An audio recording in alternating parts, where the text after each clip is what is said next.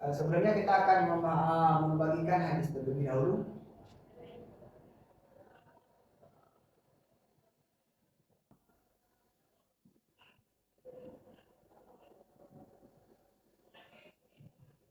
Yang pertama hadis sahih, yang kedua hadis hasan, yang ketiga hadis dhaif. Apa mana hadis? Sesuatu yang dibangsakan, dinisbatkan para nabi Sallallahu Alaihi Wasallam, baik perbuatan, perkataan, dan pengakuan. Oke, ini yang pertama. Ini makna daripada hadis, kemudian ini pembagiannya. Kenapa ada sahih, dhaif, hasan? Ini sudah kita jelaskan tadi bahwa adanya pembagian seperti ini karena adanya perbedaan dalam meriwayatkan hadis, baik dari segi perawi atau dari segi teks daripada hadis tersebut.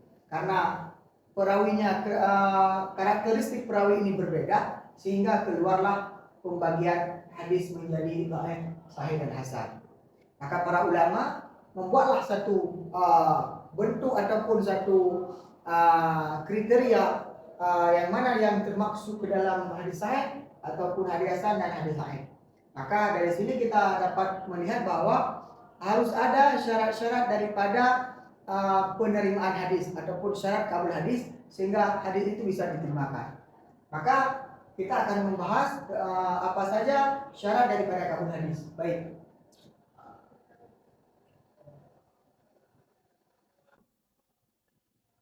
Syarat kabul hadis, syarat penerimaan hadis. Syarat penerimaan hadis. Yang pertama, bersambung sanad. Bersambung sanad maksudnya adalah silsilah perawi. Silsilah perawi sampai pada Nabi. Yang kedua adalah adil. Adalah. Bagaimana maksud adalah? Perawinya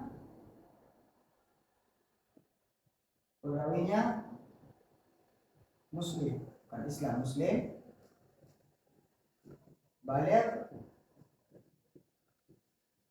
berakal,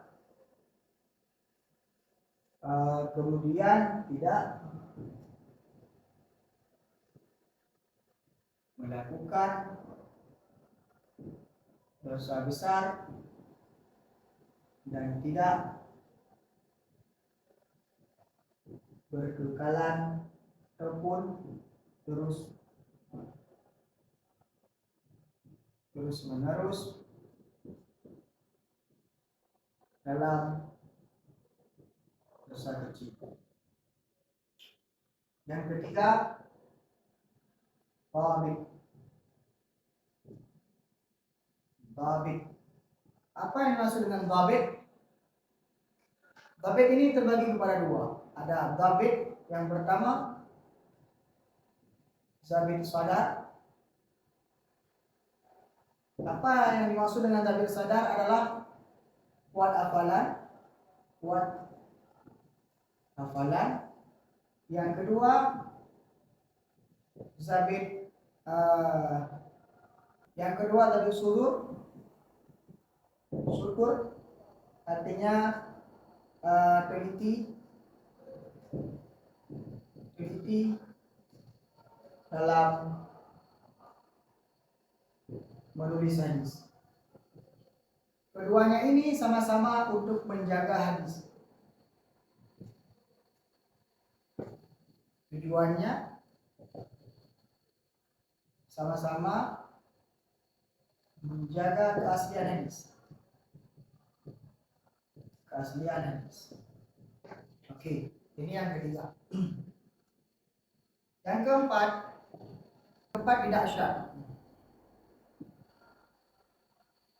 Tidak syarat maksudnya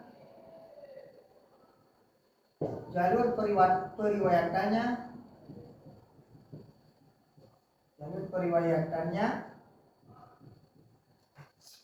tidak menyalahi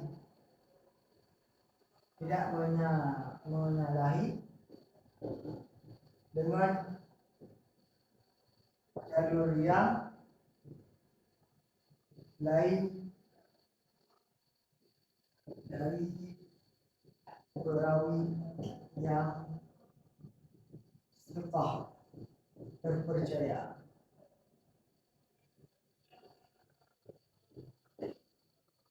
Oke, yang kelima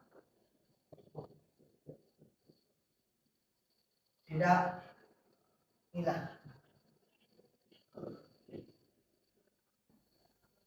terbebas dari kecacatan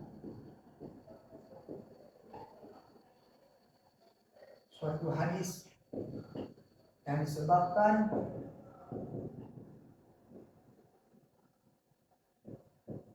oleh kesamaran dengan hadis lain.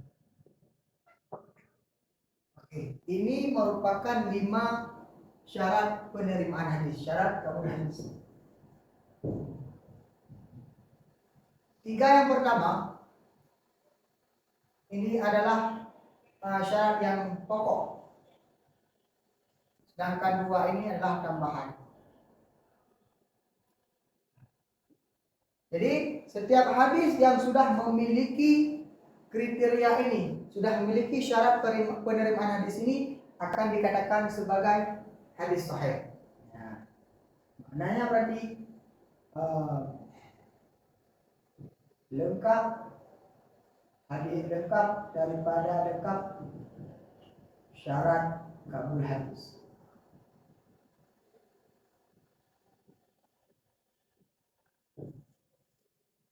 Kemudian hadis hasan adalah tingkatan yang membedakan hadis sahih dengan hadis hasan adalah pada tingkatan perawinya. Tingkatan perawinya ini berbeda. Keadilan seorang perawi ini berbeda-beda. Maka perbedaan keadilan inilah yang membedakan sahih dan hasan suatu hadis. Jika perawinya ini lebih baik, lebih sikah, lebih kuat hafalannya, lebih bisa menjaga hafalannya, maka dia termasuk dalam perawi hadis sahih. Sedangkan jika martabatnya di bawah perawi yang sikah tadi, maka akan termasuk ke dalam hadis hasan. Sehingga hadis hasan ini hadis yang memiliki syarat kabul hadis tetapi di bawah derajat tingkatan hadis sahih. Lengkap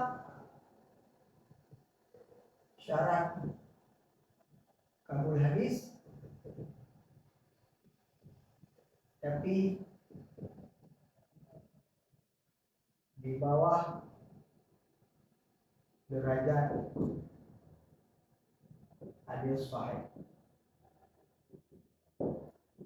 Ini makna ataupun pengertian daripada hadis hasan. Sedangkan hadis dhaif ini tidak memiliki syarat kabul hadis. Mungkin ini yang pertama, yakni mengapa adanya pembagian hadis kepada sahih, hasan ataupun dhaif.